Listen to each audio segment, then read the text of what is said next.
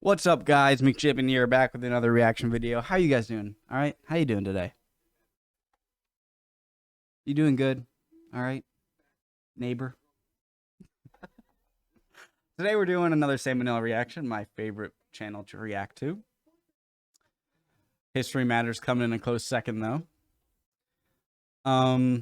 We are doing pre-industrial surgeries today. Let's get right into it. Original video down in the link below at the top. Like always, let's do it.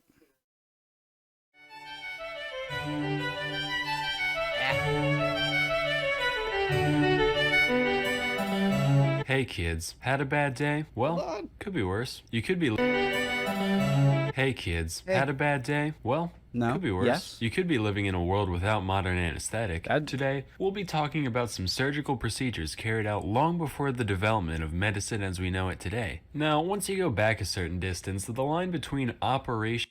Today, we'll be talking about some surgical procedures carried out long before the development of medicine as we know it today. Now, once you go back a certain distance, the line between operation and mutilation is pretty thin. So, for our purposes, surgery refers to any bodily manipulation carried out with the intent of fixing some injury or illness. And away we go. The very first surgery that we have historical evidence for dates as far back as 6500 BC. It's called trepanning, which is a nice word for carving someone's frickin' skull open using nothing but a rock. Maybe a rock on a stick if you were lucky. In all seriousness, though, you can see that a good deal of care went into the procedure. Whoa.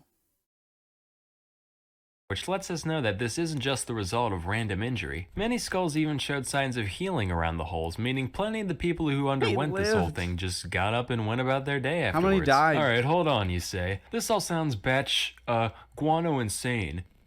No way this was that common of an occurrence. Well, friend, if you've been watching this channel long enough, you should know that if you give human beings the benefit of the doubt, chances are they'll prove you wrong. In fact, so far, over 1,500 trepanned skulls have been dug up all across the globe, from Europe to China and even the Americas. This means that between 5 and 10% of all skulls that we've found from the Neolithic period have had at least one man-made hole scraped into them. To put it this way, based on that data, there's a greater probability of someone born in the late Stone Age having their brain matter exposed by some shaman with a chunk of flint than someone born in the USA being a redhead. To this day, nobody really knows why this was such a common practice, but most theories tend to revolve around the idea of releasing some kind of dark supernatural force from the patient. Man, I'm getting real sick of all these evil entities infecting our minds and bodies.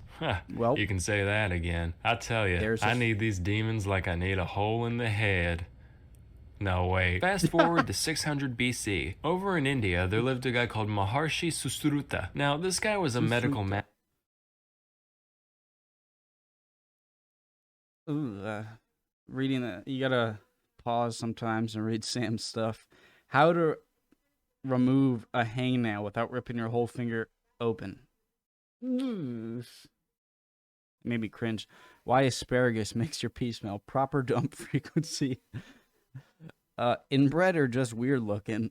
House MD episodes. Other. Jeez. Mastermind. He wrote a treatise known as Susruta Samhita, which described countless different conditions, treatments, and yes, even surgeries, one of which is the first recorded instance of rhinoplasty. That means nose job. A hornbill's a type of bird. I'm here too. Me too. Anyway, here's how it's done according to Susruta. First, you get them plastered, obviously. Second, you use a leaf to measure out the part of the nose you want fixed. Then, you use the leaf to cut off a flap of skin from the cheek or forehead of the patient. This part's important though. You gotta remember to leave a little piece of it still attached. Otherwise, you just got a chunk of dirty dead face meat on your hands. That's pretty smart, wherever you're actually. looking to stick the new flesh on, you rub that part raw with a knife. Also, you're gonna want to stick 2 plant stalks in their nostrils so their nose keeps its proper shape. Slap the skin on, suture it, dust it with licorice powder for some reason, and cover it with cotton. Sesame oil should be regularly applied until the skin is fully healed. If you're like me, I already do that by default, so it shouldn't be an issue. Finally, at long last, your sniffer is reborn. Don't worry, you still look like a freak. It's perfect. Just slightly less so. Moving on, our next surgery took place in 10th century Spain on Sancho the Fat of Leon, otherwise known as Sancho the Fat. Now, normally back in the day, having some meat on your bones was a sign of of wealth and power and all that, but this guy was like TLC documentary tier, to the point where he could hardly function as a human being. So his constituents Must be said, really "Greetings, your rich." thickness. Yeah, you can't be king anymore on account of you keep breaking every horse we give you, and nobody wants to wash between your accordion-like neck folds no more." After his adipose got him deposed, Sancho decided to seek medical help for his condition, under the oversight of well-reputed physician Hasdai ibn Shapurut, which is an anagram for paintbrush aids. Now, if there's Is it one really? thing Ibn Shapurut, which is an anagram for paintbrush aids. Now, if there's one thing that medieval man understood, it's practicality. Lap band, gastric bypass, belly balloon, these all exist to help people who don't have the self-control to stop eating so much on their own. But Dr. Chapadou didn't believe in beating around the bush. He said, well, why don't we just stop the patient from shoving food into his own greasy maw in the first place? And decided to just up and stitch the dude's lips together. After the operation, the only nutrients that Sancho received came through a straw, in the form of a mixture known as thoracica, which was a complex blend of several herbs, fruits, and seeds, including opium. It was basically the closest thing you could find to lean at the time, and lean he became, losing around half his weight before ascending to the throne once more. So this is the part of the video where I pander to the desires of the audience. If there's one thing I know you internet people can't get enough of, it's things going inside people's eyeballs. Thank you, Sam. Let's talk about cataract surgery. The art of dealing with people's clouded lenses has been around for millennia, believe it or not. That Susruta guy from earlier actually talked about the most common procedure for cataracts for most of civilized history, which is known as the couching method. Couching is done by taking a sharp object like a needle or a thorn and ever so gently stabbing their eye hole at weird angles until the lens moves out of the way. No lasers, no sedatives, no paralytics,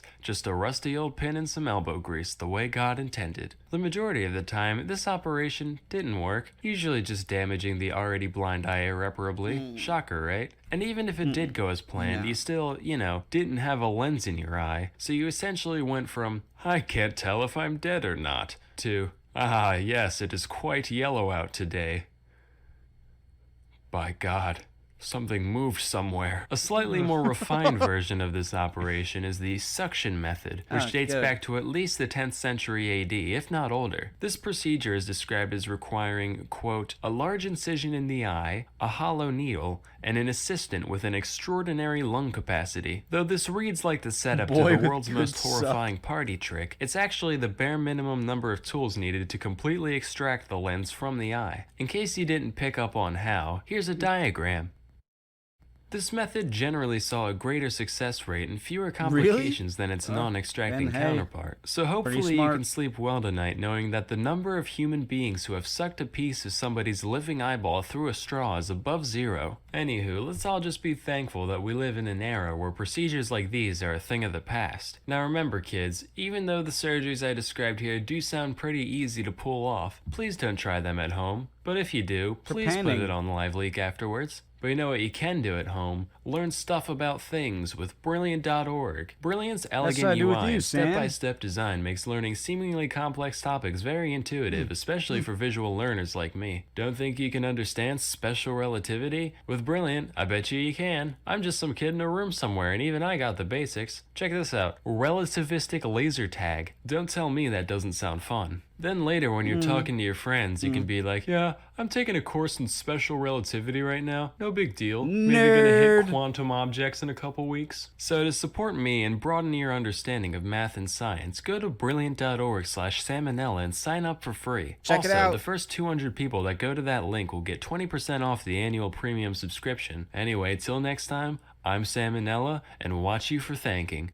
Wait, shit, I meant... Watch you for thinking, indeed. Great video, Sam, like always. It was hard not to kind of squeam a bit at some of that stuff, but really all of it is pretty ingenious, I think, and it's a step. Whether it's genius or not, it's a step to what we have today. So that's great. See you next time, guys. I'll come out with a new video soon. All right, see ya.